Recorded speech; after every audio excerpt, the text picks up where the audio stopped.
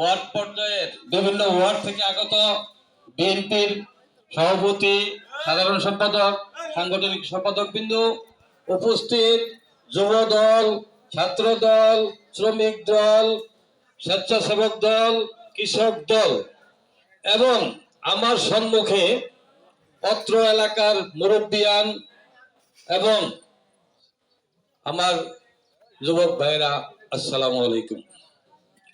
আপনারা জানেন দীর্ঘদিন পর আমরা এইভাবে একটি ইফতার পার্টির আয়োজন করতে পেরেছি।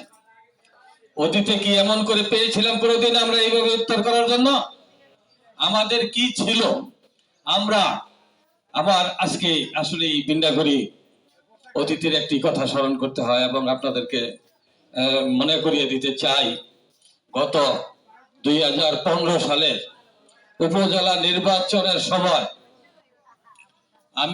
আমরা যখন কেউ বাড়িতে থাকতে পারি না, প্রচারণায় অংশগ্রহণ করতে পারি না, তখন আপনারা অনেকেই জানেন আমি এই ওয়ার্ডে, এই পাহাড়ি এলাকায় 24 ঘন্টা ছিলাম, পলাইয়ে ছিলাম এবং আপনাদের সাথে অনেকের সাথে আমার দেখা সাক্ষাৎ কথাবার্তা হয়েছে এবং নির্বাচনে যতটুকু পারছি প্রচারণা করছি। ওই সময়ের কিছু কিছু স্মৃতি আমার পাশে। সালার এই বিন্যা করি একটা এলাকা, অনেকের সাথে আমাদের আত্মীয়তা সম্পর্ক আছে, অনেকের সাথে আমাদের ঘনিষ্ঠ সম্পর্ক আছে, পরিচিত আছে, কিন্তু এই জায়গায় এসে আমি নিরাপদে থাকতে পারিনি। আমার অনেক আত্মীয় স্বজন, অনেক শুভাকাঙ্ক্ষী লোক আমি যে বিন্যা করি কোন জায়গায় আছি, কখন কোন জায়গায় যাইতেছি, এটাও তখন এই আওয়ামী লীগের নেতারা